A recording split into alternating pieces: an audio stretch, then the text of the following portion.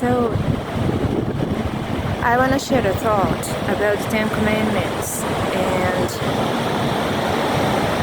it's about the identity of the living God, how He created everything that exists, and our eyes can see, and our minds can fathom. And the fifth commandment to the Ten Commandments, it's about our time with one another, and it's the most wonderful because it shows who God is.